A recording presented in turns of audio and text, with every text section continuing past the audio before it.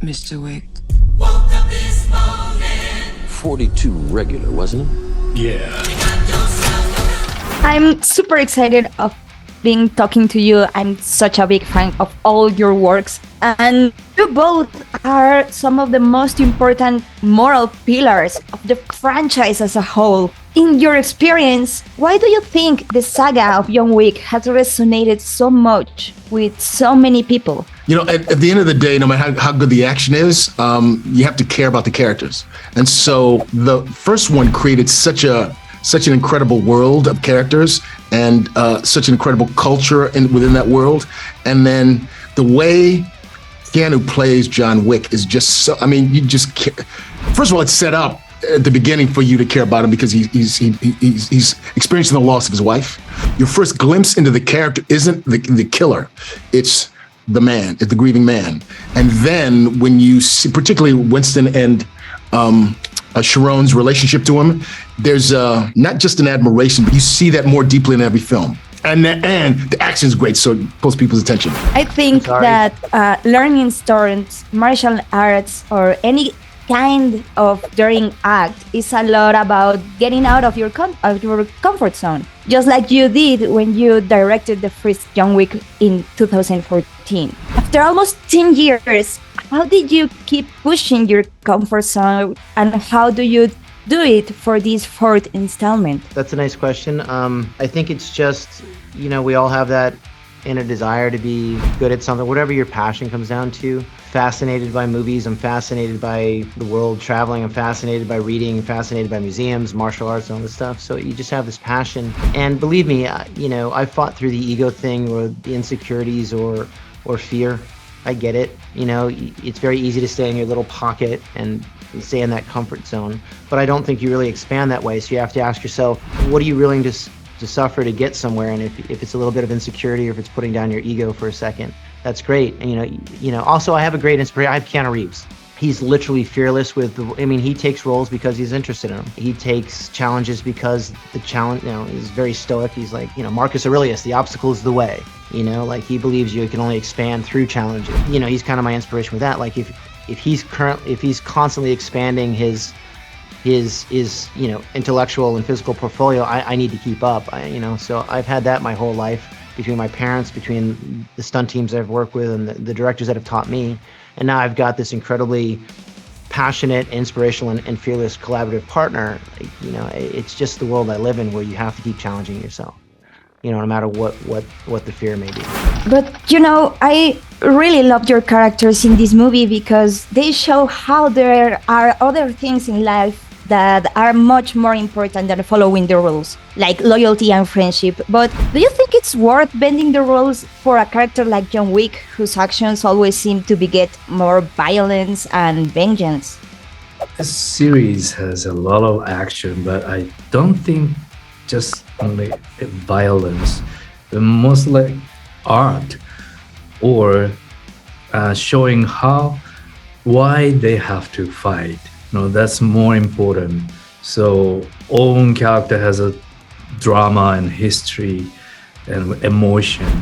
So to show that and then share with the audience, we needed the exciting choreography, I think. This series has a best balance, I believe. I concur. Given your great career and given the importance your character has for the franchise, in these 10 years, can you tell me what is the most important thing that you think that you learned from your character and from the saga as a whole? I think it happens in the fourth film when Winston experiences personal loss of a friend. Why are you looking at me? When Winston...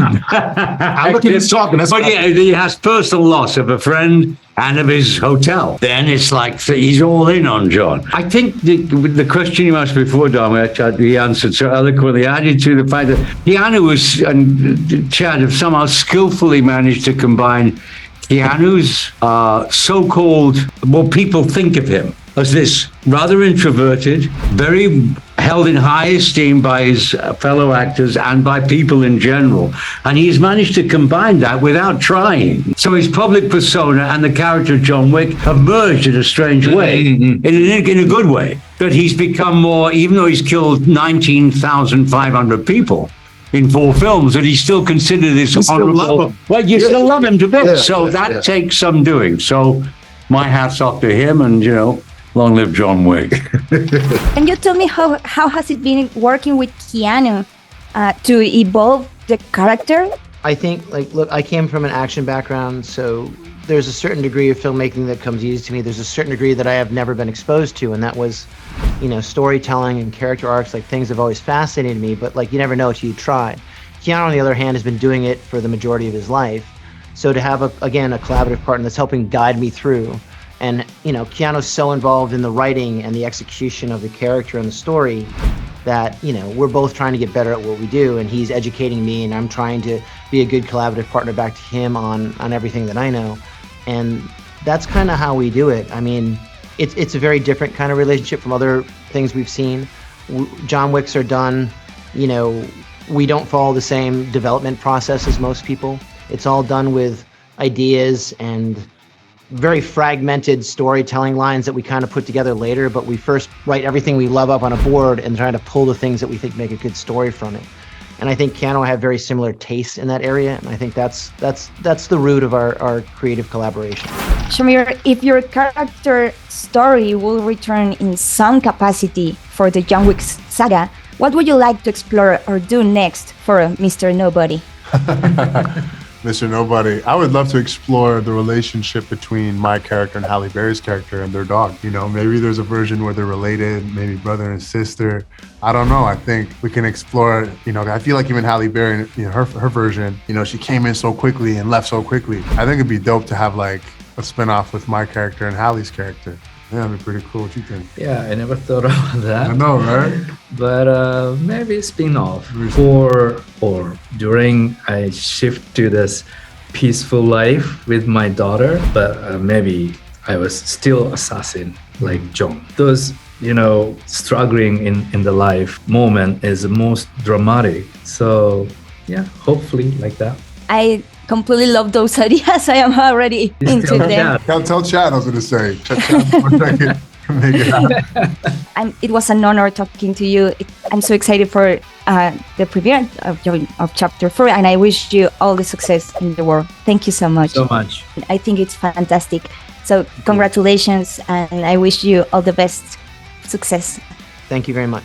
Well, and long live Ian McShane and long live Lawrence Reddick. I'm so honored to be having this opportunity. I'm really grateful for your time and for your performance in this movie. I really love all your work, and I'm such a big fan. Thank you, darling, so much. Bye-bye. Have a good one.